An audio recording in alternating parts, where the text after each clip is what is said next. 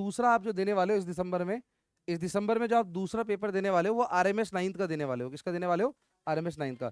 RMS 9th के exam pattern की अगर मैं बात करूं तो इसमें बेटा दो पेपर होते हैं। पेपर दो नहीं होते, पेपर तो एक ही होता है ना, पर पेपर में दो पार्ट होते हैं, है ना, पेपर 1 और पेपर 2। पेपर 1 और बेटा पेपर 2, ठीक है, बात समझ आ गई। एक ही पेपर आएगा पर उसमें दो पार्ट होंगे, पेपर 1 और पेपर 2। पेपर 1 में जो आपके पास सब्जेक्ट आएंगे बेटा, वो आपके पास आएगा बेटा एक इंग्लिश। क्या आएगी बेटा आपके पास? इंग्लिश। इंग्लिश के अलावा आपके पास इसमें आएगी बेटा हिंदी। क्या आएगी बेटा? हिंदी। और दूसरा आपके पास इसमें आएगी बेटा SST। क्या आएगी? SST। पेपर 1 में आपके पास कौन कौन से सब्जेक्ट आएंगे? इंग्लिश, हिंदी और SST। इंग्लिश आपके पास होगी बेटा 50 मार्क्स की। हिंदी आपके पास होगी बेटा कितने मार्क्स की? 20 मार्क्स की। और SST यानी जी के आपके पास कितने मार्क्स की होगी बेटा? 30 मार्क्स की। पेपर 2 की बात करें तो बेटा इस पेपर 2 में आपके पास आएगा बेटा मैथ्स। क्या आएगी मेरे प्यारे बच्चों?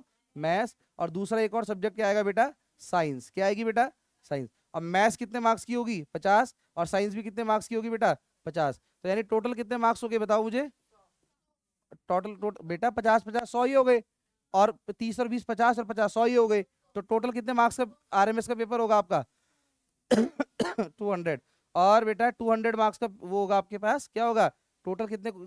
टोटल आपके पास जो पेपर आएगा वो 200 मार्क्स का होगा बेटा। कितने मार्क्स का होगा? बात समझ आ गई? क्या क्या सब्जेक्ट इसमें आएंगे आपके पास बेटा? क्या क्या सब्जेक्ट इसके पास आएंगे आपको? आपके पास इंग्लिश आएगी, हिंदी आएगी, SST आएगी, मैथ्स आएगी और साइंस आएगी। यानी स्कूल में भी आप जो लगभग जो सारे सब्जेक्ट पढ़ते हैं वही सारी चीजें आएंगी, है ना। बेटा आपके पास इंग्लिश हर क्वेश्चन 1 मार्क्स का होगा। RMS में कितने मार्क्स का होगा? 1 मार्क्स, यानी 200 ही क्वेश्चन टोटल होंगे। तो इंग्लिश आपके पास हो गई बेटा कितनी?